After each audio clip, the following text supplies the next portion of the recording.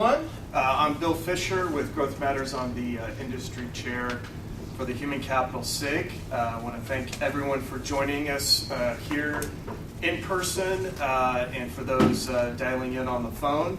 I know for some of you spring break is still happening, so for those dialing in on their spring break, I especially commend you for your commitment to the field and the profession. So why don't we go ahead and just do a quick round of introductions here in the room, then we'll go to folks on the phone, just your name, the organization you're representing, and your role. So we'll go to my right. Bill Smith, Account Executive for Import Human Capital Management. Gail Lazaroff with Adiana, Vice President.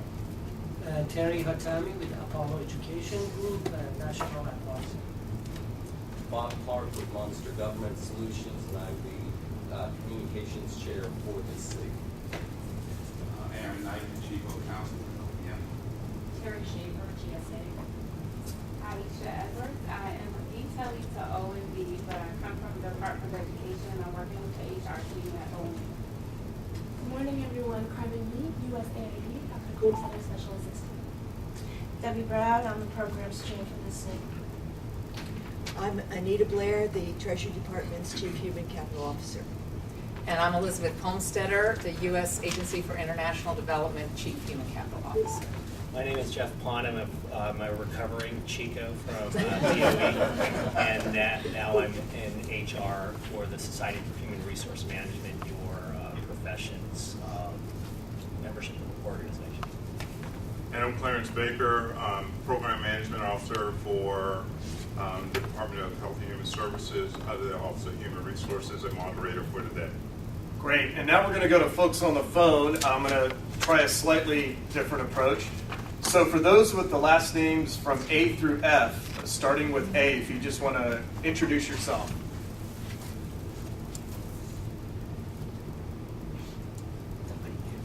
They didn't understand. No one with the last names between A and F. Okay. Why don't we go from the letter G through N? Everybody's reciting the alphabet right now. This is Joanna Lang with Human Capital Talent Management Business Partner with USAID. And this is Joan Golden from Topside. Okay, anyone else? Anyone from A through N? We'll go to O through Z. Hi, this is Jenny O. Hi, this is Jenny O, Strategic Account Manager with Monster Government. This is Esra Azman, Executive Director of Human Resources Management at DHS. Great. Good morning, everyone. Thank you for joining us. So just a quick housekeeping item. For those on the phone, if you could make sure to mute your lines during the panel discussion. We will have plenty of opportunity for Q&A, and we'll make sure to give you an opportunity to participate. For those who don't mute their line, I'm going to give you kind of the one warning. I feel like this is what I do with my kids. Not that they really listen to me, but I'll give you the warning. If you still haven't muted your line and we're getting a lot of static, just out of fairness to everyone, we're going to go ahead and automatically mute everyone's lines, but hopefully we won't get to that point. So at this point, I'm going to turn over to Debbie Brown, our programs chair. She's just going to briefly talk about some upcoming programs. We're also going to experiment with something today. So appreciate your patience and understanding on that, and then we'll go ahead and get to our panel discussion. So Deb. Briefly, next month's panel discussion is going to be on innovation and best practices as it relates to onboarding. In June, we were going to hear from the Chico Council employee engagement, but we're going to have the results of the GAO study that's coming out in July. We've got GAOs coming in August and giving us a summary of their efforts and their study and their recommendations. So in June, instead, what we're going to do is do one of the two main subtopics that the Employee Engagement Task Force, Chico and Labor Management Task Force is looking at, which is brand promise. So not just, selling, the brand like NASA, and some of these folks do very well, but once the employee, gets into his job, is he contributing the way he thought he did? I mean, we all have like parts of our jobs, the administrative minutia that we don't like. So, we want to make sure that, that part of employee engagement is in making sure that, you're not overselling or underselling and that the expectations are met. And then I think Bill was going to suggest that we take July off, and so that's what we're going to be doing through August. And just on the OPM's employee engagement and labor management, we have 22 volunteers that are supporting that effort. And April 21st, one of the 3 workflow groups is getting together for a detailed work session on, if anybody's familiar with it, on Workforce 2, which is employee engagement, enablers, and barriers. And I think we have 12 volunteers that I got an email last night are going to be invited to that working session. So we're looking forward to participating in that effort.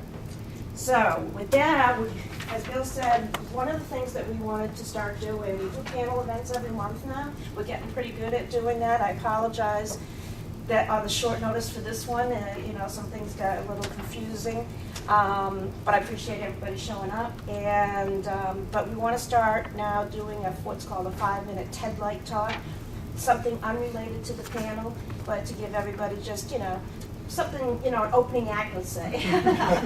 So today, Terry Schaefer from GSA is going to come up and give us a 5-minute understanding of what they're doing around federal relocation. So. Great. In the future, we'll have a big TED Terry, sign. you're okay with videotaping, right? Terry? Yeah, that's fine. Okay. Terry. Okay,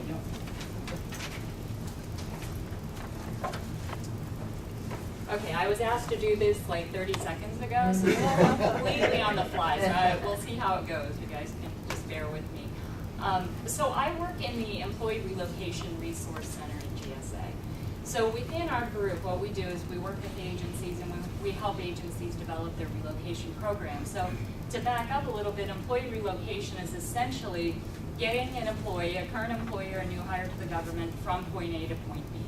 So what you'll see in the corporate world is that employee relocation is a human capital issue. It's about talent management, it's about finding the right people. Working in some of these federal agencies, you have people that need to be in remote locations. I mean, the interior, they have people out in the, at the parks. You've got Customs and Border Protection. They're moving people to places where you're not going to find the talent locally. So the government can offer those employees relocation benefits. And are most of you familiar with the federal travel regulations and what's offered to employees? So what has happened in recent years is because of the budgetary constraints and because of kind of a lack of understanding of what's entailed in relocation, is budgets are cut and the response is get rid of relocation, we can't do it. And so what we've seen agencies struggle with is how they can make sure they have the talent where they need to be within those budgetary constraints. So what we actually try and do, we work with agencies a lot, and I came from a federal agency that dealt with that managed the relocation of their employees, and we try to kind of bring together the human capital issue of it. What are you trying to accomplish? Is it you need to get someone from point A to point B quickly, or what are some of your challenges? And then how can you develop your programs so that you can make it cost effective to do it? Because what happens is when you don't understand the nuances of relocation, home sale programs, the timeline, the intricacies of the program, you end up hurting the employee. A lot of times they'll say, well, I'm just going to reimburse the employee for their home sale closing costs. I'm not going to do a structured home sale program. And the employee is floundering out there on their own. The tax consequences of that are huge. And so we do a lot of education with agencies to make sure that they understand what a well-structured program is. So does anyone have any questions about the Yeah, we're not going to do the questions and answers, but if anybody wants more information, please contact one of us at on the SIG or IAC, Rob Wright and IAC, and we will provide Terry's contact information if anybody wants more information on Yeah, that. absolutely. Thank you, Thank you Terry. very much. Telework is our next month's Oh, okay. TED Talk, so you probably won't hear that one. I do that, actually. Most of you know we have a government advisory panel, and we meet twice a month, and they tell, and Justin Johnson, the director of the Chico Council, and Deputy Chico Council, is one of the members, as well as Clarence Baker. And they tell us what topics that they think agencies want to hear more about, and whether they want to hear from their peers, who have done something, pretty cool about it, or they want to hear business, industry best practices. This particular topic was, this came up, I was disappointed that the Chico from DOI isn't here because he was extremely passionate on this topic. But everyone said that they wanted to, talk more about HR credentialing and certifications. And that, as Elizabeth corrects me saying, when I say it's not a controversial topic, Elizabeth says, yes it is. So I'm not going to read all the bios. If for anybody on the phone, if you go to our website, under our SIG, you'll find the flyer for this event, as well as the questions and the background for this event. And please contact Robert Wright at IAC if you do not have a password and username, which is free to all government agencies.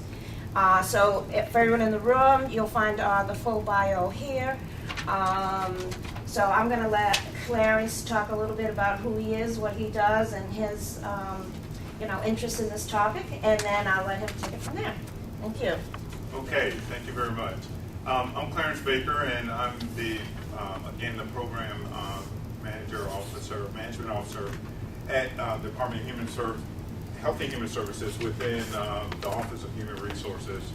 And I've been an HR director for one of their centers. I've been the CLO, and I've been in executive positions in the private sector in learning and development, as well as a consultant at OPM.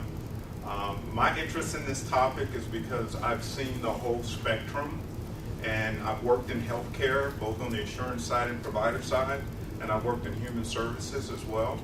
And I've seen the changes in the state and in different areas, and I can tell you that it is very challenging within the federal service when we're trying to bring people on board. So I'm very, very interested in this topic and very, very sensitive to me, okay, as we move not only into the 21st century, but into the 22nd century as well, okay? So that's my interest in this topic, all right? On my right, on my left, we have Jeff Pond, Chief Human Resource and Strategy Officer for SHRM, and then Anita Blair, the Deputy Assistant Secretary for Human Resources, Chief Human Capital Officer at the U.S. Department of the Treasury, and Elizabeth Comstetter, Chief Human Capital Officer at the U.S. Agency for International Development. Okay, and so without further ado, if we want to go ahead and just jump right into it, because I want to save plenty time, okay, to dwell into this topic. Okay, and just a little background before I go to the first question. We know things are very competitive, not only in the business world, but also in the federal service. And there's numerous reasons for HR certifications. The way human resources has evolved, especially going into the 21st century, is days ahead of where we were before, and it used to be an administrative role. Today's HR professionals still perform those traditional tasks, especially in recruitment and staffing, employment screening, answering benefits, etc. But there are also other responsibilities as well. You're seeing HR getting more into data analytics. You see them getting more into technology and how to use that technology to leverage business. Now we have many certifications going across the HR industry, and they serve as a visible acknowledgement of different and demonstrated mastery of core HR principles and skills essential to the practice and the best practices of HR. So with that, my first question, and Each one needs to introduce themselves. I'm sorry. Okay, so Jeff, we'll go ahead and you introduce yourself since you're first on my left. All right. Thanks, Clarence. It's really great to be here at IAC. It's a great organization. I'm very familiar with what the SIG does. Just dating myself, Clarence used to work with me at GoLearn, at OPM, Bill Fisher, eClearance. Monster Government Solutions was our contractor to set up USA Jobs, so it's kind of like really scary that all of the people that you used to work with are in the audience. And Liz was a colleague, and Anita was a colleague when I sat on the Chico Council. That's the federal service side. I used to be at Booz Allen doing the human capital consulting. I worked with Costa over there at GSA, setting up their shared service center and certain things like that. Gail used to work with us on the GoLearn and DOE contracts. So it is somewhat of a homecoming for me to be here with you, because this community is very, very tight. Or maybe we actually are sustainable in terms of talent. My role at SHRM is the Chief Human Capital and Strategy Officer. So basically, as the society, which is the largest society in the world, having about 280,000 HR professionals as members, 150 countries, 575 chapters. I get a lot of advice on how to run HR. So 280,000 people tell me how to run HR, and we all need the help. So that's a little bit about me. Go ahead. Yes, good morning, everybody. I'm Elizabeth Kolmstetter. I'm currently the Chief Human Capital Officer at USAID here in Washington, D.C. I've been in this role for just about 2 years now, so pretty new to it. I've been in the government, though, for over 20 years, and this is my 6th agency, and if you see my bio, I've moved around, not quite as much as Jeff has, but I've stayed in the public servant role, and always in the HR and talent management and training and development, I'd say, arena. I'm also an industrial and organizational psychologist by background, and so I bring a lot of the scientific, technical skills to the profession of HR. I would say that I've gone for big and difficult, complex missions. I started at the FBI. I've worked at the CIA. I've been at the Director of National Intelligence.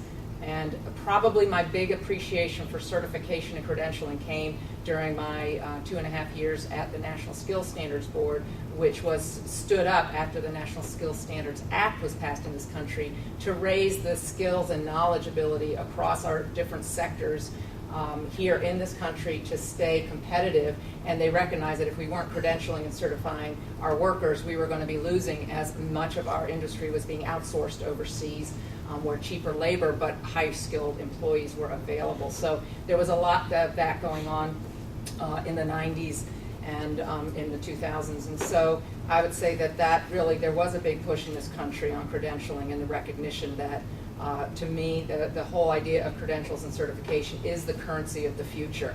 Because as workers look to be employable and look to be competitive, they've got to have something that is a third-party objective assessment that tells whoever the purchaser, buyer, need of that service that they're capable of doing it.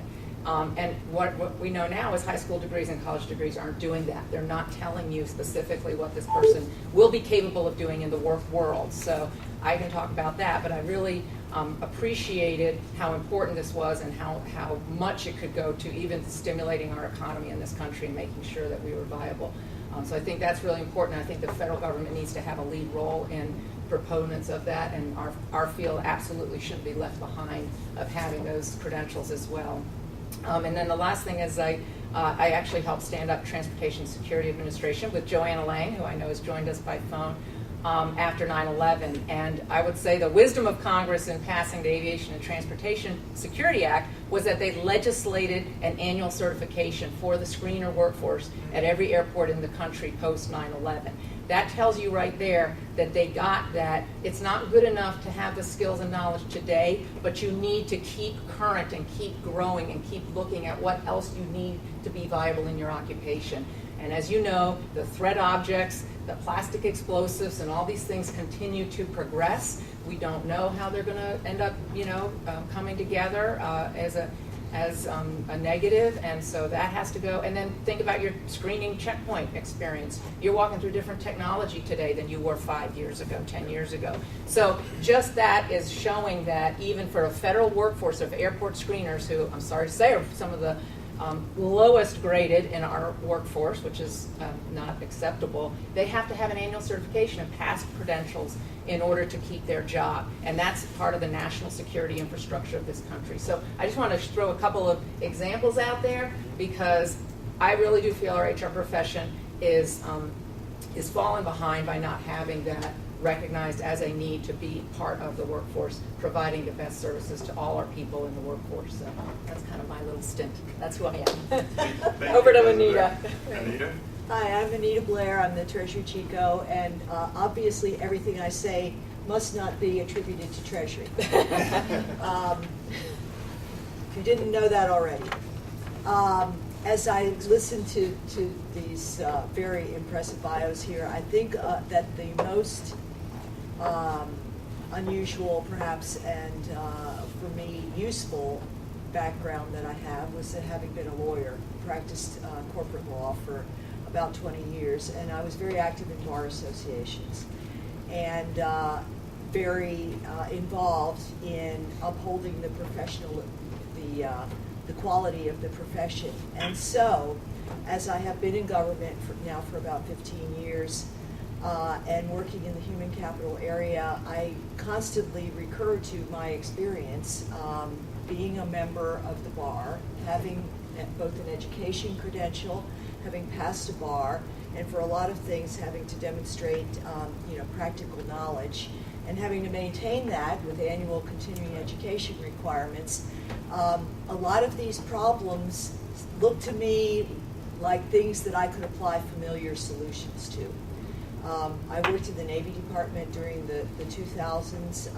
I started just a month before 9/11, and on 9/12 I had a very interesting job. We realized that we had a workforce that was not a total force, military, active reserve, civilian, contractor, and volunteers, that was not well managed in terms of getting the right person to the right place with the right skills. And so we embarked on a new kind of human capital strategy aimed at being able to manage our human capital very flexibly and achieving these important goals of doing all the things we need to do and doing them effectively and efficiently. So it's been that's been a continuing theme for me. When I got to the Treasury Department, it was very gratifying that the Treasury human capital community had already kind of bonded themselves together as human capital. I arrived and they had already decided that the people in HR and the people in learning and development and the people in EEO, diversity and inclusion, all had to depend on one another to do their job well. And so they had already kind of bonded together, and they had already also identified the need for what we call strategic partners. And so when I came along applying my sort of bar experience, I said, well, there's some other things we need. Just as Elizabeth was saying, you can't validate and verify that people have experience that's claimed unless there is some kind of objective third-party credential. You have to require people over the course of a career to maintain their skills. And in the case of the federal government, and particularly as it was with lawyers, people kind of have to have a moral code. They have to be bound by ethics. They have to put their customers' interests first. So over the past few years, since I've been at Treasury, 4 years, we've been professionalizing our human capital community, and I go around and talk a lot about what that means. We also have a modest little pilot of certification ourselves, which I'd be happy to describe. Okay, thank you. As you can see, we have some passion around this subject, okay? And so that just goes ahead and leads us right into our first question. And the first question is, why should I, as a human resource professional, especially in the federal government, get a certification? All right, why should I be certified? And Elizabeth, we'll go back to you. Okay. We'll start with you. Okay, I firmly believe that it should be a requirement for our human resources, human capital officers. I think we're leaving our field behind as a profession. I know that a lot of this workforce grew out of the clerical and administrative services, but we're way beyond that from the examples that you're hearing on being change agents, being the ones who provide the services to the people who are doing the work. So I really think that it's a big change to have new requirements for a job, so you have to have a business case. So I think in the HR specific realm that one of the things, and as Anita pointed out, if you are required to have an ongoing credential, a certification, that by the nature of it requires you to have ongoing training and knowledge enhancement. And so in the federal government, with our ebbs and flows of our budgets, and we're in some very budget lean years, Clarence, what's the first thing gets cut in budget lean years? What is it? Yes. Training, right? Sometimes our HR programs that are seen as discretionary and not core or mandatory to the business. So what happens is if you have a certification that's required, then you have mandatory training, and we have to build it into the budgets because you can't get your credential and do your job if you're not keeping your training, your development. In some cases, it's experiential kinds of things, not just sitting in a classroom, but it's hands-on work products, things like that, the ability to keep current in your field. So I really believe the benefit is, and that's something I've seen, the HR specialists in a lot of our departments don't even have time or the funding to go to their training and get their credential, their knowledge is kept current. I have people, that haven't been kept current with the new OPM rules because they haven't gone to training on an annual basis, on a regular basis. So that's a benefit to the employee. Also compensation. Let's face it, the labor market out there is about paying for when the skills are seen as required and competitive. And so the compensation for those professions, as we've seen what's happening with our contracting officers who now have mandatory certification in the government, right? Those are very now desirable skills that they're getting special pay rates in order to retain the talent of certified contracting officers because there is a void of these professionals. We have said there's a void of HR specialists. OPM designated a mission critical occupation because of the void that GAO and other studies have shown that we don't have enough credentialed HR specialists. So we could say once you start to have these requirements that it actually would tie to enhanced compensation because that is how the world of work gets kind of racked and stacked in terms of, I think, compensation. So I think it keeps you viable as a professional credential, and if you choose to come and go in and out of government, private sector, it's a portfolio, it's a mobile skill that you can take to different aspects. And we know that certainly the generation coming in are looking for lots of different opportunities, mobile opportunities, and that having a credential that they can take and show they can do something is a valuable credential to have beyond a degree, an educational degree, but it's actually a viable occupational certification. So those are sort of my top three, I think, benefits. And of course, to the organizations, they have a better sense of confidence that the workforce doing the services for their people are actually able to do it and are current in the knowledges of the regulations that they're supporting and the policies and, in fact, the employment laws that we also need to be steeped in. So I think those are, there's absolutely win-win for the organization, for the government, and the individual in the occupation. Anita? Yeah, I can't really add anything, but I would emphasize that I would almost turn the question around and say, why would an organization not want to assure themselves that the people practicing in the area of human resources, human capital, are not highly qualified, skilled, educated, up to date. It's irrational that they don't demand this. Yeah. Jeff, you want to comment? So when I first got to government the second time, my OMB examiner basically, Clint Brass was his name, and I don't know if he's still here, but he basically said that, Jeff, what you think is logical, throw that out, and make sure you justify everything on useful segments, which is how much does it cost, what do you get, and what's the outcome, right? And with this type of thing, I think it's just from a professional standpoint. You have doctors that have licenses, you have dentists, you have accountants, you have PMPs, project managers, you have the acquisition professionals on different levels. When Leslie and Frank over there at DAU started these things, and one thing, HR doesn't like rules because we have a lot of rules, right? But sometimes I think our organization, our profession, doesn't value being forced to do something. The hardest thing for us to do as a profession is to actually subject ourselves to our own test. Right? You're going to force me to take a test to demonstrate my knowledge, skills, abilities, and experiences. Wow. Well, we do that to everybody else. So, from a professional standpoint, we don't require licensure. There's no state licenses or certain things like that. IO psychologists are trying to get that done, and they have certain types of licensure for being a psychologist. But IO psychology and that bridge between HR is still not there.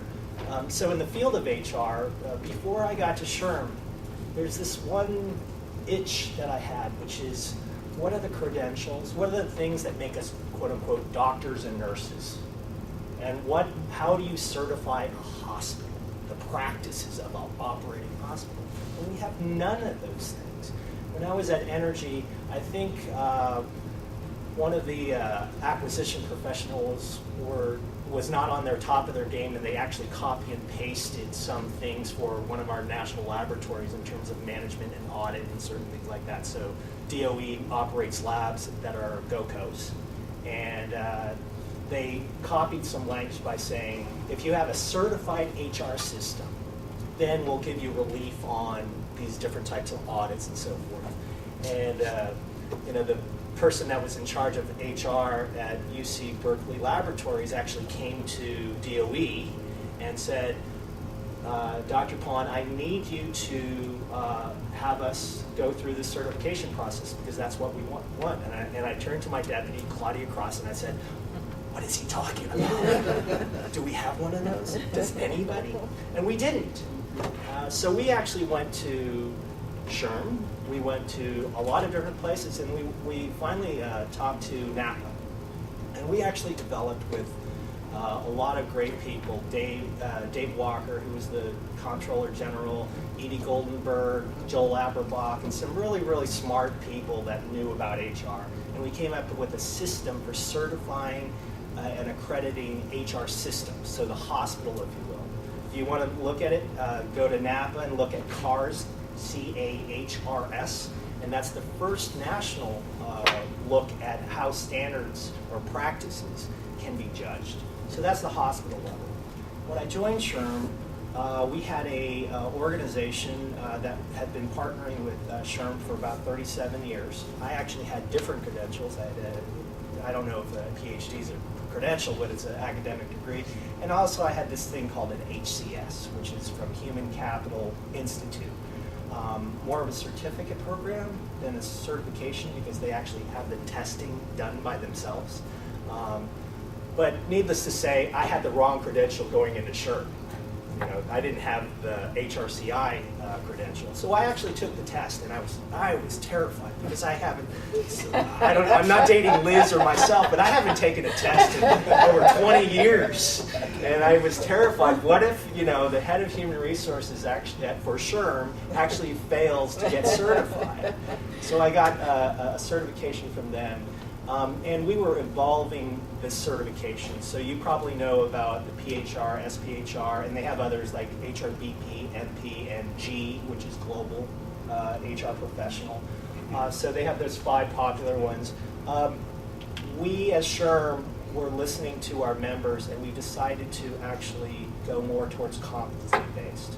So instead of just what you know, how do you actually demonstrate it? And as an IO psychologist, I always leave people with 3 thoughts, which is, do you know the things that you know? Do you actually demonstrate them, behavior? And are they related to performance? Right? That's the magic wand right there, right?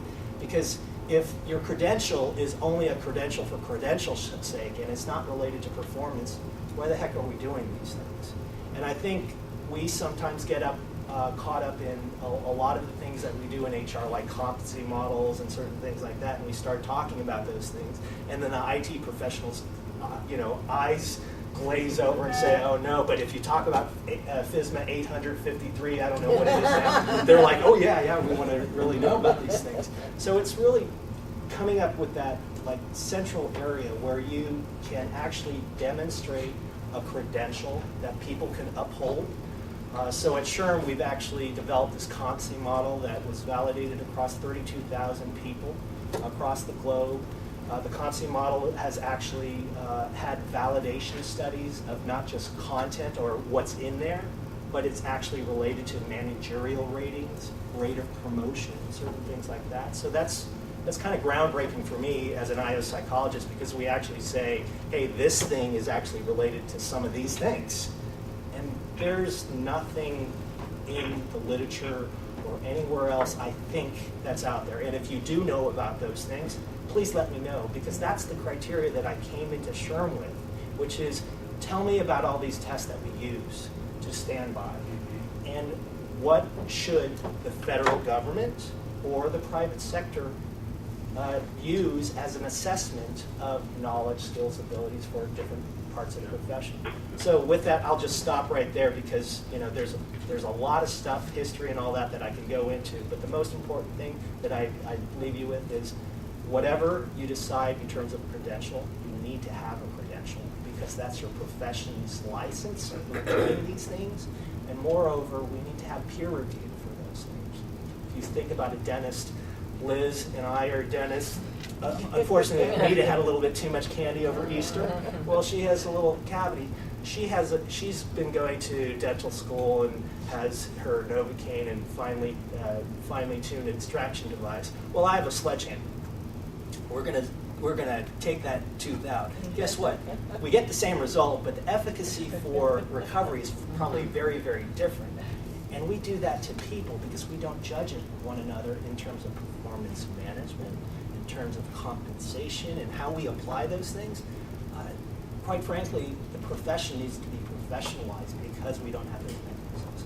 Well, that takes us, those are all very interesting comments, true comments, but all very interesting comments, because in the federal government, HR is not considered a professional job series. That's right. And so therefore, you don't need a certification, you don't need a college degree.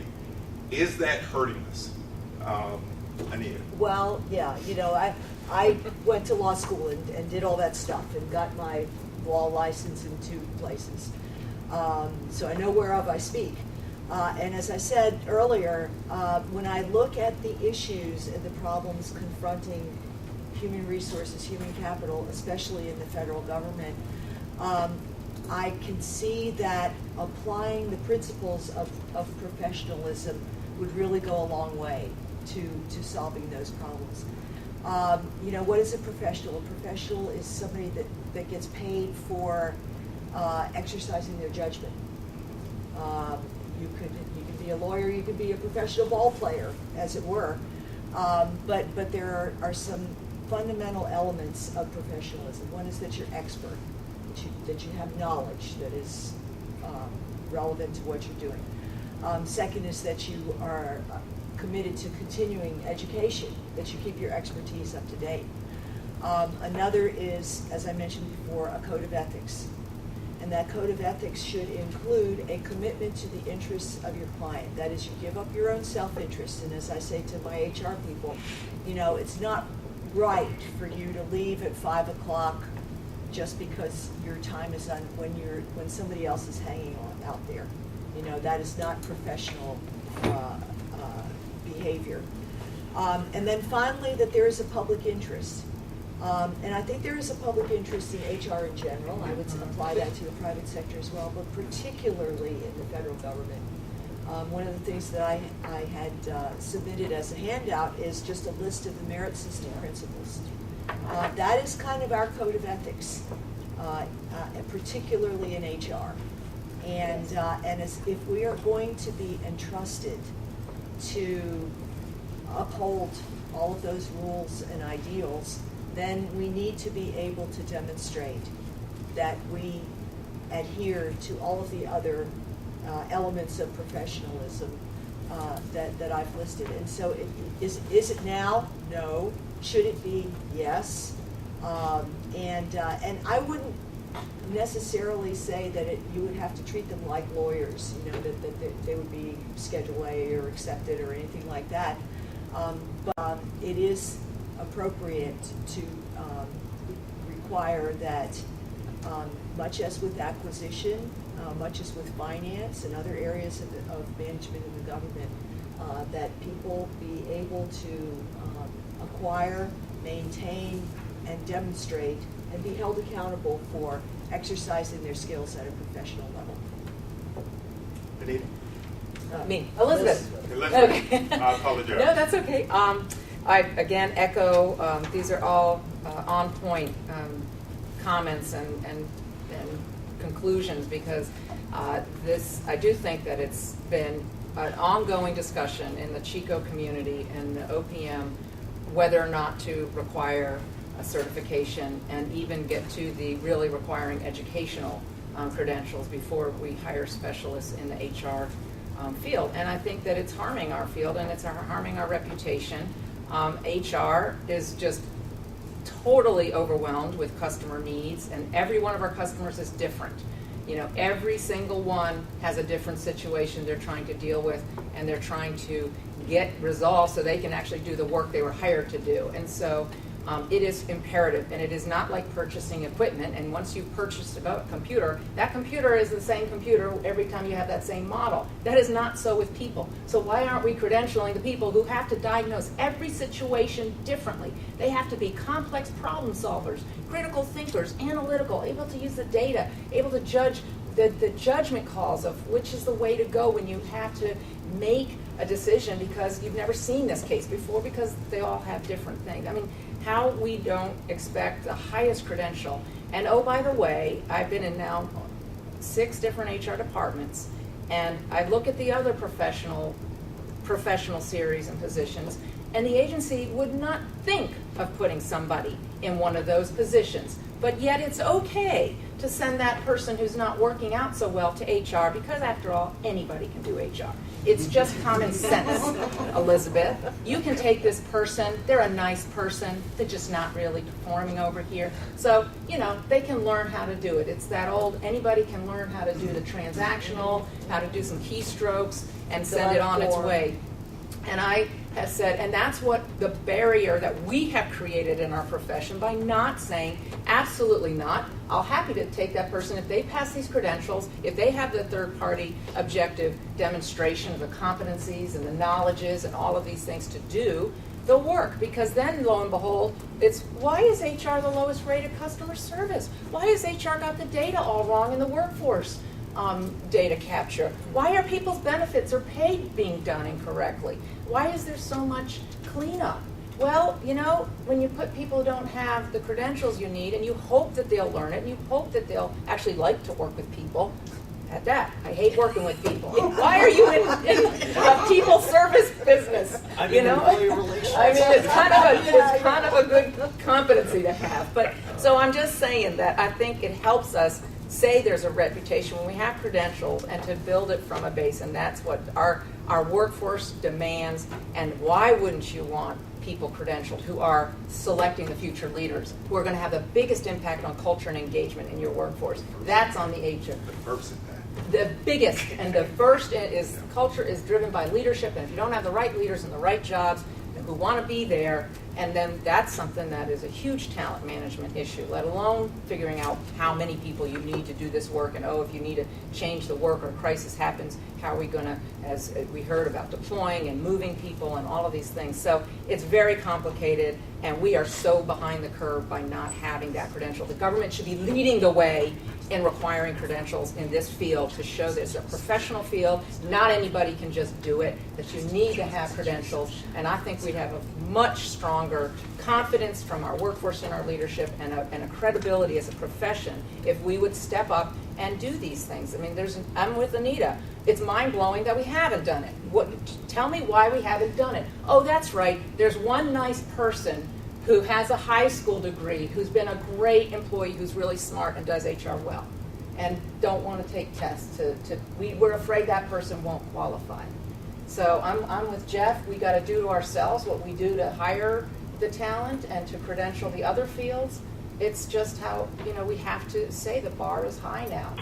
That's how I think very strongly. And we're in a buyer's market. We're in a market where we have advanced degree graduates they'll take executive assistant jobs, they'll take a job, and they are MBAs and master's degrees in HR management, and they're willingly take a job to come in. So why aren't we looking for the best credential to come in and then do some certifications and ongoing credentialing?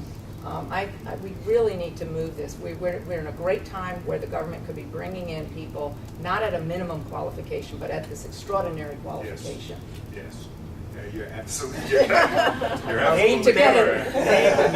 absolutely correct. And what I share with employees that used to work for me, the mere fact that you come in with a master's degree, especially in the Washington, D.C. metro area, with all the universities that are here and highly favored universities that are here, I know that if I get a person in and their degree, they're going to come in with 4 skills that I need. They're going to have writing skills, not saying that they're English majors, but they're going to come in with writing skills, research skills, analytical skills, and presentation skills. They're going to come in with that, okay? And it is a challenge sometimes. With that, and Jeff, we'll start with you. Okay, what's going on and you see it over the last, probably 7 years now. You see the universities in the area, in their HR degree program, having a Fed-centric type of program, all right? And so the question there is that I get a degree in HR, bachelor's or master's degree in HR, is that the same as a certification? Will that suffice? No. Why? Because certification is a demonstration of knowledge, skills, abilities, and experience versus a demonstration of knowledge. Although there are great graduate students that have worked before they go to the graduate school, the credential itself is different than a degree. And not all degrees are the same. And as the society, what we do, we have this thing called assurance of learning. And we work with over 600 universities and colleges to make sure that their course curriculum is built upon the body of competency and knowledge. So we're aligning a lot of the things that they should be teaching there to what HR professionals have. And we have a give and take. So there are a lot of degree programs that are aligned to this body of knowledge. So, you think about the Tower of Babel, the language challenges in HR. What we're trying to do is standardize the taxonomy, the competencies, the knowledge, the language that we use, the different departments that we have and functions within HR, so that people can have a basis for what HR is. Because, as Liz pointed out, anyone can do HR. Why do they think that? It's because they don't absolutely no idea what is in HR. And in the federal government, sometimes are HR professionals that have been there for so long. They're so steeped in classification. That's all they're doing. You know, this has to be classified this way, this way, this way. So great that they know that, but I'm looking for an HR professional that actually has the consultative skills, the navigation, the leadership, the analytic ability, the persuasive / presentation skills. So those are the things that are in the COPSI model, because we just didn't want to settle with this, you know HR, federal HR knowledge, because it's really working as a person that can run the organization with the mission organizations. So what we're trying to do is making sure that these academic degrees are aligned with the universities that we're partnering with, and hopefully more and more of them get aligned to that. But moreover, the credential and the recertification process actually keeps up to date on what human capital professionals are. We actually talk to the CEOs of Fortune 500 companies, and we say, hey, if you had your wish list, what should HR be doing? What are the expectations that are happening out here? It sounds like you live in this like VUCA world, volatile, uncertain, complex, and ambiguous world. What are we doing to keep pace with the business in terms of people needs? And they basically said, you need to be more quantitative, you need to be more consultative, and you need to make sure you can be nimble with us, as opposed to just think about the worker, FTE, and all that. You have a blended workforce now. Moreover, in the federal government, when you think about the federal employees versus contractors, and then the contractors of contractors, and that's happening in the private sector too, jobs are not jobs anymore. Jobs are activities, and then now they're tasks. And people are bidding on these tasks. And all of these things are how we actually get work done. So just knowing that there's so much complexity in terms of the workplace and technology and all those things, human resource people actually need to keep abreast of how do these changes within the workplace actually affect how I do a position description or performance management.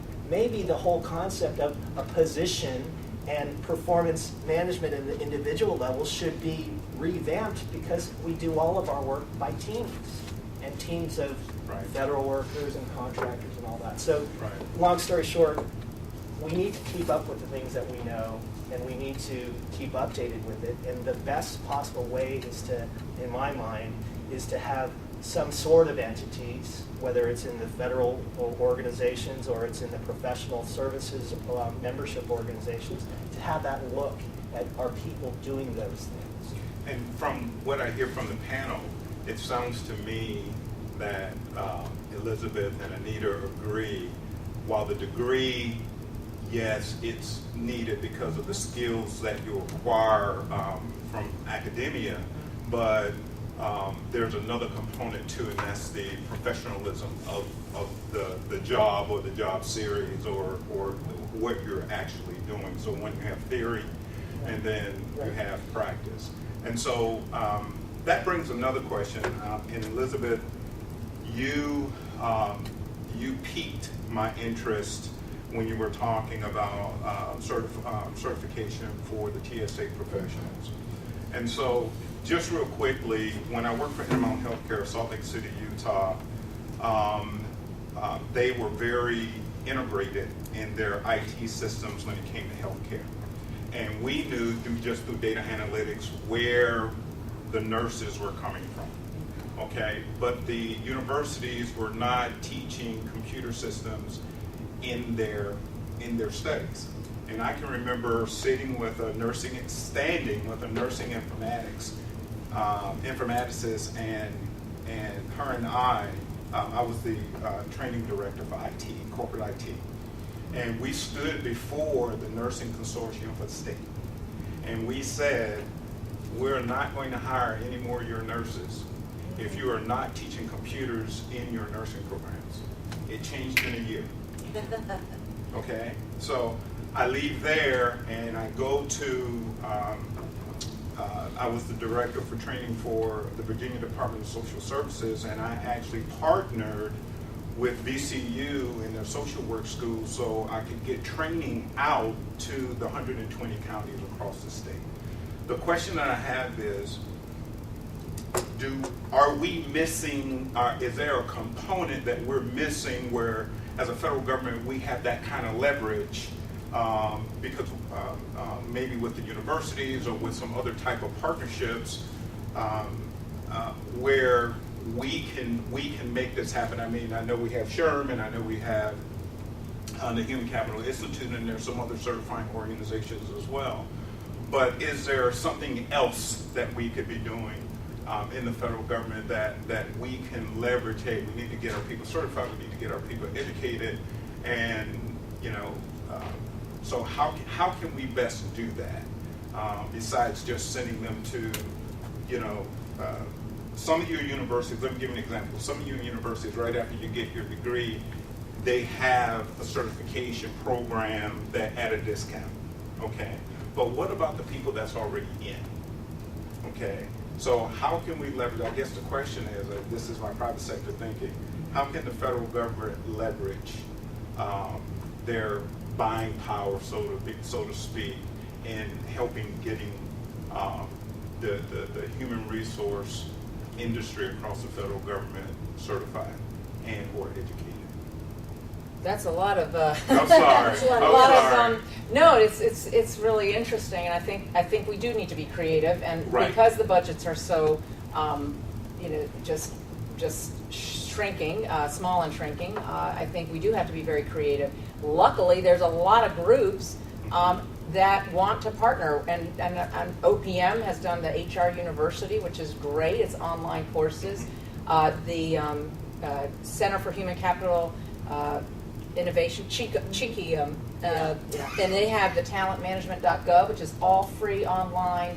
And then, of course, the Partnership for Public Service, and they have a lot of opportunities for HR professionals to get together and do some learning, some collaboration, best practices, and they partner with the private sector to do these wonderful studies to talk about how we can, and they've done some about the skills gap and the need for HR professionals. So I think there are some great partners out there who are focused on human capital and credentialing. I do think there's academia as well.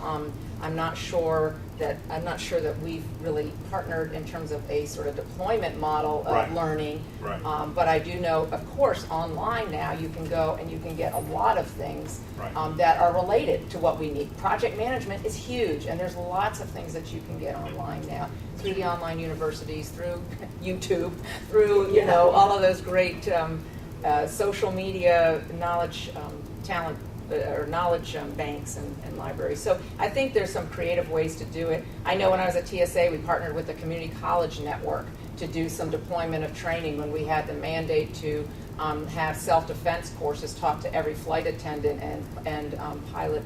And so it was like, how are we going to do that across all of these states? And so there was a great partnership with the community colleges, and they took the curriculum and did the train the trainer and trained their trainers, and it was a wonderful partnership. Again, a federal academia partnership to deploy very quickly and very much spread across.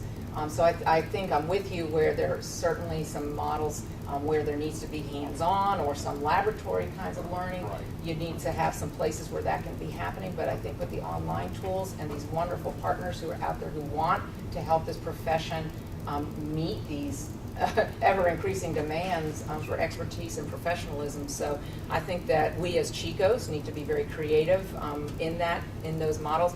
I know OPM and the Chico Council are working really hard on sharing some of the training that and I know Anita has been great at Treasury where they've built some training tools that they can share for her HR specialists that she's sharing with other government agencies. So I mean that to me is a good, efficient way of bringing this to the forefront, because we can't all build our own. We aren't going to have the budgets to do that, and we certainly don't have the time. So I think that those kinds of things that we're doing as a network to share are really important. And we should be doing that even without having the mandatory certification, because we need to be doing that and building it into the model and the learning plans of our officers. And I think both of us as Chicos are doing that to the extent that we possibly can. Okay, Anita? In my experience, the education market is extremely sensitive to demand. And so I asked myself, why are we only just now seeing colleges offering a specialization in federal HR? I suggest that it's because we keep talking about revising Title V, but we don't do it. And there's great uncertainty. I don't think people want to invest in learning a whole lot of stuff that kind of emanates from the 19th century. If imminently, one of these days, Max Steyer will get his way, and we will, suddenly have a new system. So I think that uncertainty has really inhibited people from making the investments that are necessary. Another kind of root cause is that many years ago, OPM kind of abandoned its role as the leader of the community. There used to be the Federal Personnel Manual, was it? And they stopped. There used to be much more of a community of interest in terms of more senior people taking junior people under their wing and showing them how things are done. Because of all of the budget cuts that we've had to deal with over the past 20, 25 years, many people are actually fairly senior in HR today, but they never had an opportunity to formally learn what they're supposed to be doing. And it's quite possible that they never had a mentor. They may have, in fact, been brought up by somebody who was likewise pretty clueless about what the law actually requires. So we have a couple of things that I think will need to be addressed before we can turn that market loose so that they can confidently invest in teaching the kind of things that are actually going to be useful to federal HR practitioners. You know what, thank you. I have like 10 other questions that I really want to ask, but we need to now go into our question and answer period where we just open it up for people who want to ask any pertinent questions that they may have. So what I'd like to do is go ahead and start on the phone before we go to the people in the room. If there's anyone on the phone that would like to ask a question or get an answer with our prestigious panel. Anyone on the phone have a question? This is Joanna Lang. I have a question for Jeff Pond. Hi, Jeff. It's been a long time. Yes. Cars. I remember cars well. Yes, you're on it. I'm interested. Did you actually apply cars at DOE, and how well did it work? So for those in the room, the question is to Mr. Pond is, did the Department of Energy actually apply cars, I guess, when you were there or even after you left? Yeah. So we actually applied it to the laboratory that used it, and actually Randy Scott, Joanna, I think you know this, but Randy Scott was the HR person at the laboratory, and then he actually got promoted to be in the University California Office of the President. So he became the whole HR head for the University of California, and they actually took that model and applied it to the whole entire University of California. And it was very interesting because they have teaching hospitals, they have universities, they have different types of things, and they all had to work within the same compensation system. Tenure at a teaching hospital versus a university is a very, very different thing. And when you talk about political, that's as political as you get in a university system.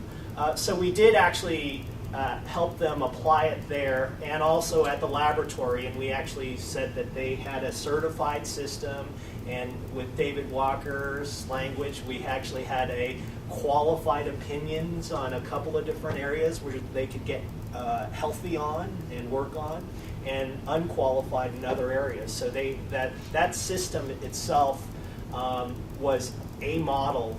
But I think the challenge was that no one else really required an assurance that HR systems had to be in place So the private sector really just said, great for you, university system, that's what you're going to do. But it actually serves as a model, one of the first models to actually say, hey, how can experts in HR functions actually go into another organization and say, hey, are you doing it pretty okay? We're colleagues here. We should actually be giving advice, helping one another on best and next practices for those things. And that was the formal way of doing that. So, the federal government, I don't see, HCAP and certain things like that.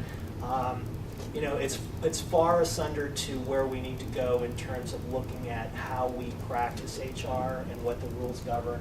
When you talk about classification in Title V and certain things like that, the policies of the federal government are what they are. Just like Thomas Jefferson, if you ever go to Thomas Jefferson Memorial, and you see on the right side, it talks about laws being like a coat. And sometimes they get a little too tight or a little too loose. And sometimes you have to modify it or change it. And I think that's what we have to do in the federal government. We have to actually update how we view the profession of HR and how we govern the way in which we assess qualified people, bringing them on board, having rotations within the private sector, public sector, just like IT had that in the IT E-Government Act. So those are some of the things I think we have to start with.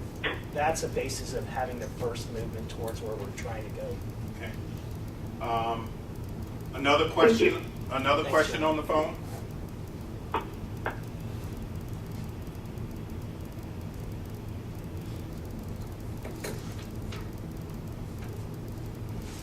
Okay. Yes. In the room.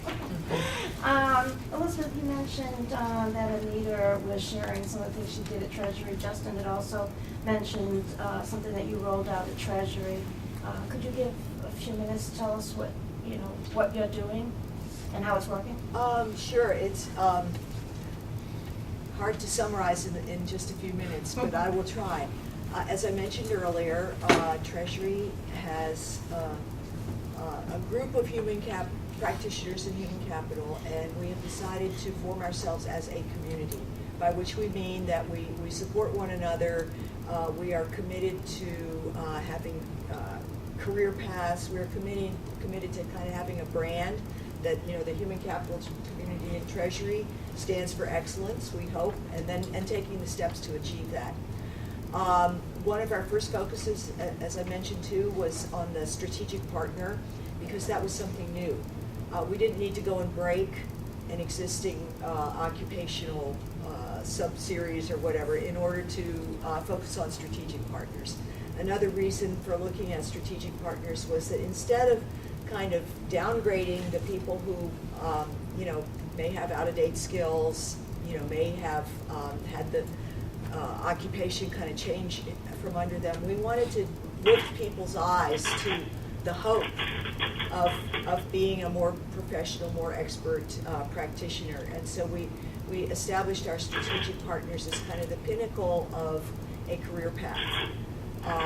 We had a competency model that was based on both traditional HR technical skills as well as some more modern kind of skills and competencies that are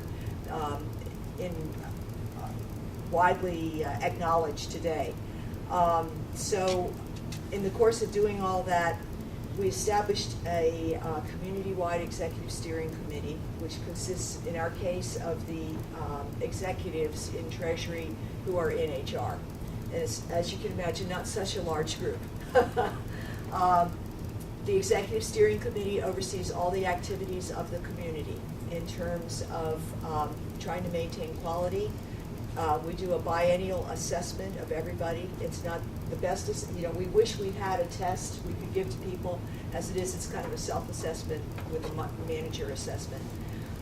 And we keep track of the competencies that need work community-wide. We look at it from both a Treasury-wide and a bureau and an office level so that we can try and pinpoint where problems may be happening. In the course of the various ideas that we had for developing our community, we do what we call focus days, which are similar to a stand-down day in the military. We get everybody in the whole community to take a couple hours and focus on a particular issue. One time it was professionalism. Another time we talked about metrics. This year we're going to be doing something on what we call human capital fundamentals, which is a lot of merit systems. You know, we felt people were getting a little distant from that. Another thing that we do, we have flash mentoring. We have, as Elizabeth mentioned, we have gathered examples of training. We've developed some of our own kind of curricula of things that you should know as a whatever, classification, you know, employee relations, all that. And our little experiment in certification that I alluded to is for our strategic human capital partners. Again, we wanted to give this group some definition, as well as kind of establish them as the lode star, the guidance for the other community, for the rest of the community.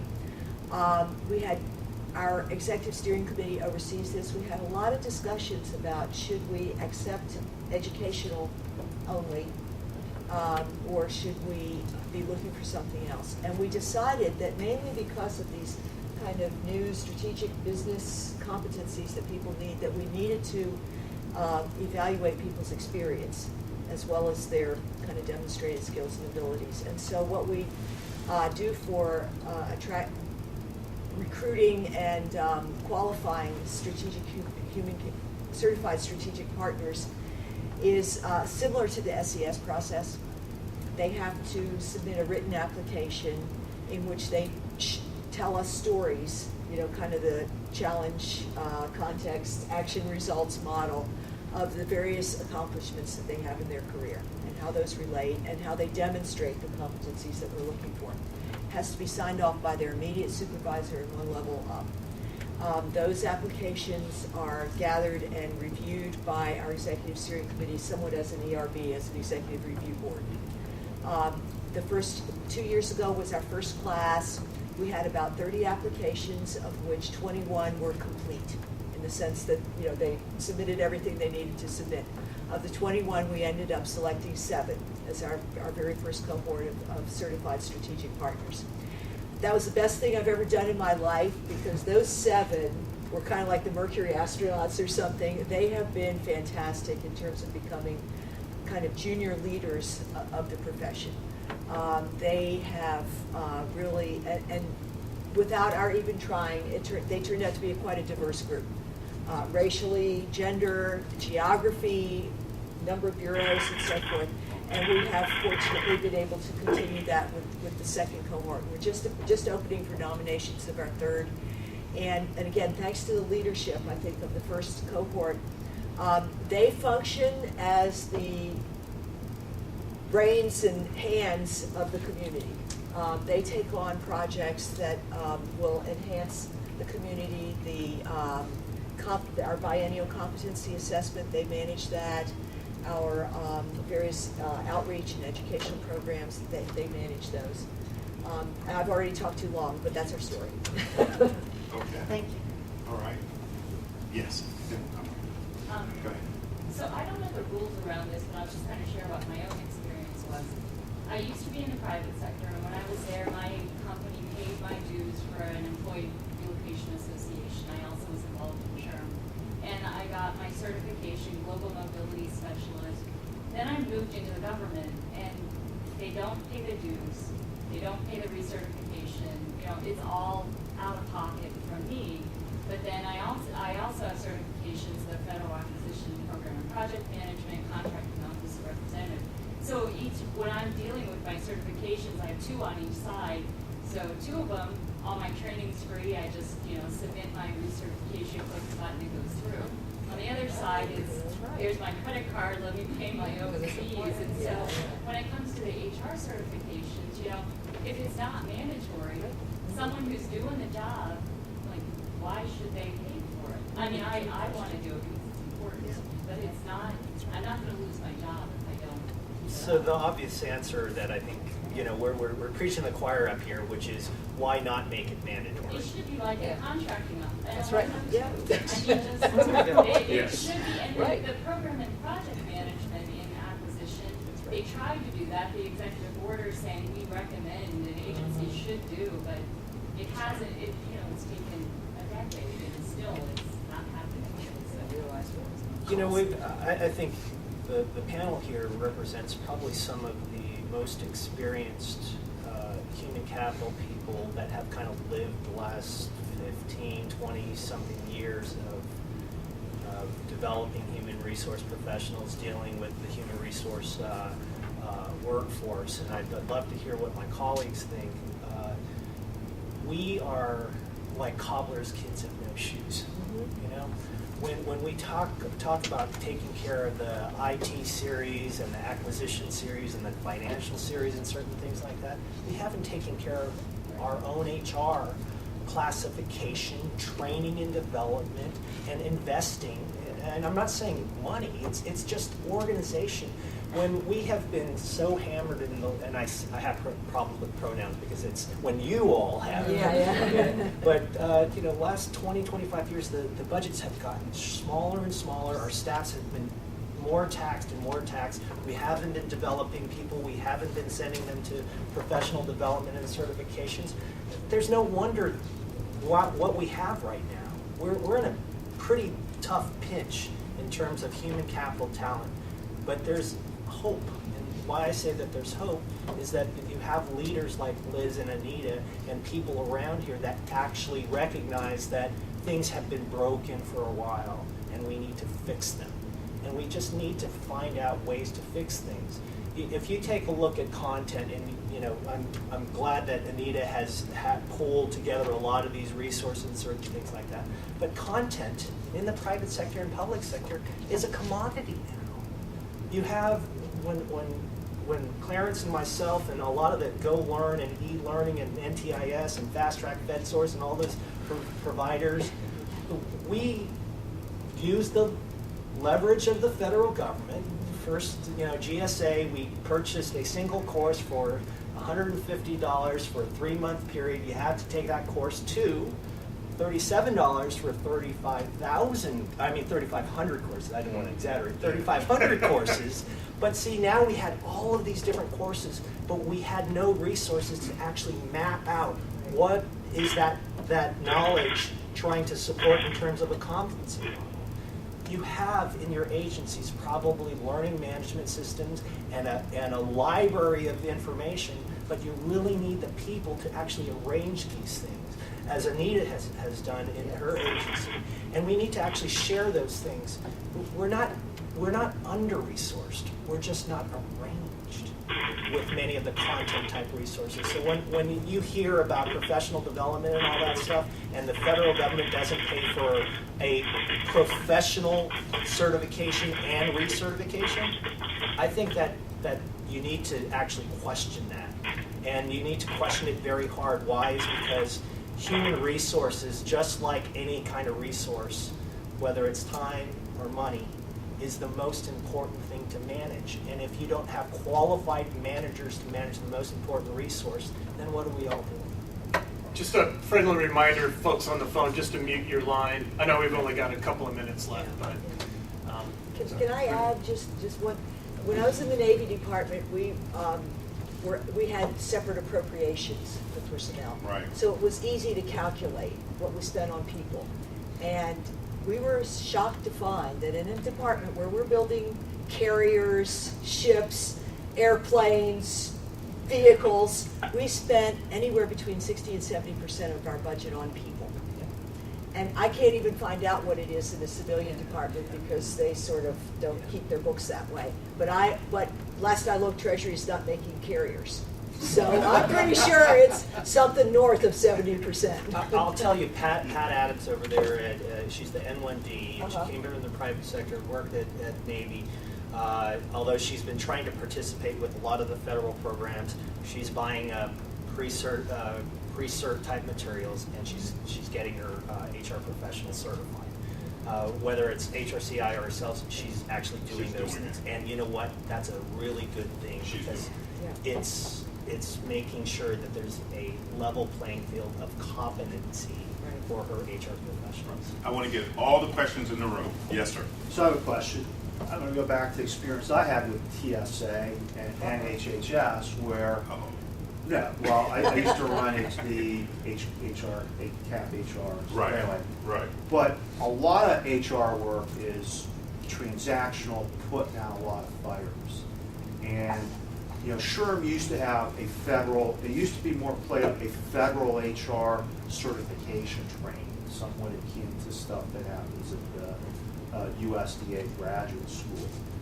But when people know how to do the job and do it right and with quality, it can free up time within your limited budgets to do more consultative, quantitative work. But, you know, a lot of professionals in HR centers are so focused on doing the transactional and fixing the transactions that go wrong that you're constantly in firefighting mode. And you know, I'd like to understand, you know, what are folks looking at to try and you got to reserve time to try and fix some of that so that you have the budgets to do some of the other things within your current framework of dollars. Well, okay, I'll start. I think that, well, one of the big needs also in the HR domain that I think touches upon, addresses part of your question is the need for automation and need for better technology. And so even just doing reviews of coming into the office I'm in now, there were so many manual things and people literally taking something, entering it into a database and then passing it on and that person entering it. And so we're really looking to automate. And I think that if we could automate a lot of the manual,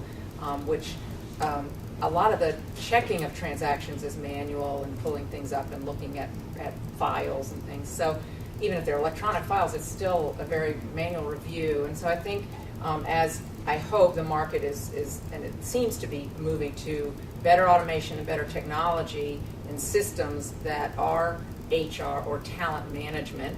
And I put a plug in for integrated talent management, which is another wonderful forum that Anita hosted us on last year, because we're talking about now that these stovepipes of HR programs need to all be integrated if you're really going to do talent management in this, or getting ready for the next century. And in partnership with IT and acquisition. And, oh yeah, yeah. It would be nice if our HR systems talk to our financial systems. That would be a really nice connection too. So I think if we freed up some of the manual and stopped using people who have very smart, intelligent, creative, innovative ideas from that manual stuff, we could free them up to do more and learn more and take some time to do more of the consultative and the problem solving.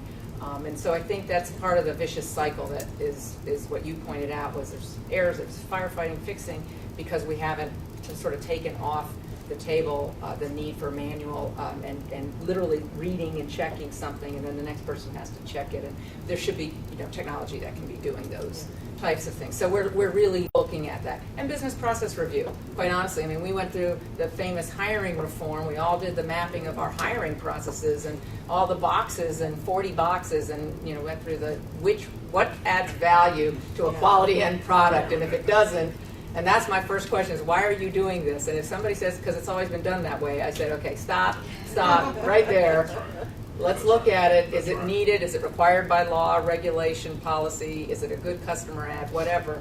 But that's the other thing. HR processes, a lot of our folks just continue to do the same thing. And because the last person who sat here taught me how to do it, and that's how it's always been done, and we need to bring in that sort of relook at it for efficiencies, effectiveness, and streamlining, because managers don't have time for these long HR processes. I actually value bureaucracy where it's important for documentation, for accountabilities and things, but we have over-bureaucratized a lot of our processes. So I think the technology, automation, and the business process reviewing of our HR processes, if we streamline some of those things, I think there would be some time that we could kind of harvest to bring back to the HR specialists, taking some time to either get current or build toward their next career move in the field. So I think that those are some easy sort of things that we, not so easy, but necessary things that we can do. And I think all of us are doing that as we're looking to do more with less, do more without building our HR. We have what we have, we're not getting more, but the customer needs, the leadership needs, the administration needs are more, and so we have to kind of think about how we stop doing some unnecessary aspects. And I know we're running out of time, but I saw 2 other hands, and I want to definitely get to that in the room. So, go ahead. Okay, I'll be very quick. So it's very interesting talking about that credential certificate. At the Apollo Education Group, one of the institutions we have is University of Phoenix, so for working adults mostly. So we realized that not everybody needs a degree. So we work with association, and we have this credential certificate from retail, hospitality, IT, HR, and many others. And it's really great. The only thing I find talking to agencies, especially FBI you mentioned, and also some other intelligence agencies, they bring up the fact that no funding. And especially, and we all know, first thing that goes when the budgets are down is training and development, and last thing that comes on board is, again, that, when the times are good. So one of the things they say to us is, it's not mission critical. Being such a leaders and very innovative, can't you, work out, so in HR, I can see it being very mission critical. How can we develop that and put things around it to make it mission critical, especially in a world that we deal with cybersecurity and security and all that? Can't you bundle it and make it? Yeah, we like at Treasury, we liken focus on HR professionalism as putting on your own oxygen mask before attempting to assist others. If you don't have a healthy, well-managed, competent HR community, you're not going to have that exist in any of your other areas. Use action forcing events. As soon as there's a real big error that costs a lot of time and money and attention away from the mission, you got to have some of those scenarios, some of those critical incidents, I call them, to make your case. And that's what we've done because we don't have the mandate. Back to, if it was a mandated credential, which it was in my TSA example, the first thing we do as a smart talent management officer is say, okay, in order to maintain that credential, you have to have mandatory training. Let's use the data. How many hours a week is this worker going to need? And that's what the military model is. I mean, they have anywhere from 15 to 25% of the military workforce is training in any given day, right? So they have built into their model the ability to say, we need these many people, but there's always continuous training because they need to keep their skills up. And so if we can do that, we would be able to make the case that in order to have these credentials to do the work that's ever changing and not stagnant, then you have to have the requisite training that keeps that. And I don't mean training, I mean the learning time and the opportunity to do something not in the day-to-day tasks that are on your desk. So those are the ways you have to make the business case. And then if we have good data, we can actually show the return on the investment of that by showing that we've reduced the error rates, that we have better customer service, that we're able to take on more work without having to add more bodies because we've done some of these other things through the ability of people to do, to be credentialed and take it on. And I think those are, I mean, you have to have a business case in this day and age. You have to show that the money is going to have positive outcomes that serve the organization. Even in the government, we have to do that. Our appropriators demand it now. I'll try to jump in here and say what they can't say because they work in the government. And I'm glad I'm on this side right now. Why? Is because, I used to work at OPM, and I know how OPM does policy and certain things like that. It's a great organization with great people serving in there. The Congress, the House Government Reform Committees and certain things like that have the oversight, and they also create different types of rules and regulations, and they work with other departments and appropriations to get certain types of things into legislation. If we know that things need to be corrected and all that, who is the advocate within the government that actually changes the rule, the laws? An easy example is when we started at OPM doing e-government work, and we started turning all of the blue paper. If you're HR professionals, you know what the blue paper is. You trade the blue papers into 52s, right? That's the nature of action, you know, any kind of action, you use the blue paper. We tried to get out of that business, and we wanted to go to enterprise human resource integration, which is turning everything digital. And I don't know how that's going, but we did make some strides going that way. But the key thing was making sure that policy and laws were working with the systems. And probably the biggest challenge I see for the federal government actually getting back to par with where technology is going with HR is changing policies that are very, very outdated. When you have a policy that says OMB form whatever, and they're not talking about data, you're going, oh, I need to, as an HR professional, I need to fill out this form. And it's electronic now, thank goodness, but it's still a form. You know, data is it has to be constructed. And, you know, there's things out there that the private sector is doing. They're doing, instead of these ERP systems, they're doing cloud-based applications for human capital management that has interoperability and scalability. Like, and I could say the different types of organizations, and there are plenty out there. You know, you have Workday, you have Zenefits, you have all these other things, and you don't need all of these systems that get built into your IT infrastructure right now. Most of the IT people in the federal government right now aren't investing in their server-type environments. They're trying to push it into the cloud. So a lot of these things, from systems to policies to what we do in HR, needs to be re-looked at.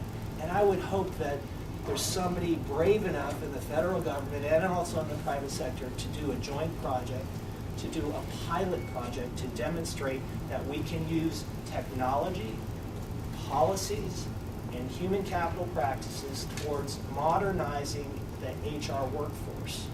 And you know, that would be a pretty good thing for the federal government to do. Why? Is because there are 85 different organizations, whether you're counting cabinet level or agencies, retirement board, or whoever, are working on these things discreetly. And whether they have budgets or not, people are spending time on these things. So it actually leveraged the power of a collective and come up with these demonstration projects. OPM, I bet you they could sell that to Congress. Because you know what? They're hearing it from all these other agencies, and these other agencies are saying, yeah, we have this system, that system, and you hear about the spends and certain things like that. And we're not talking to one another and coming up with those solutions that will actually be more adapted to technology, the changing work environment, the changing requirements for our professional credentials and development. Those things are priorities for this community in and of itself. And you know, if you sit back and just say, yeah, it's been broken for the last 10, 20, 30 years, I call that victim as opposed to leadership. And you need to speak that. And I said that. Why? Is because I don't think they can say we need to start at OPM and House Government Reform and certain things like that. But we do. We absolutely do. Ladies and gentlemen, we have run out of time. Okay? We could talk about this, I know I could, for the rest of the day. But we do want to be a respecter of time. I want to thank... Okay. Before everybody hung up, I wanted to let them know that this was being recorded if anybody wants to share it with their peers. Okay. And also, if you have any additional questions, I know that if some government people might want to say, I want to know more about what Treasury's doing, or, something Elizabeth or Sherm, please, let me know, and I'll connect you with the right people. Okay. And thank you. So thank you, Jeff. Thank you, Elizabeth. Thank you, Anita, for your time. I know you're busy, taking time to come out, and thank you, IAC, for the opportunity. And thank you, Clarence, for being a government advisor as well as moderator today. All right, I have a passion around this. And again, like Debbie said, if you have any questions, you want to lead up, there's contact information that's available to reach out. Okay. And again, this has been recorded and will be available on our website in about a week. And we'll get that link out. Okay. Thank you very much. Thank you. Thanks. And have a wonderful day.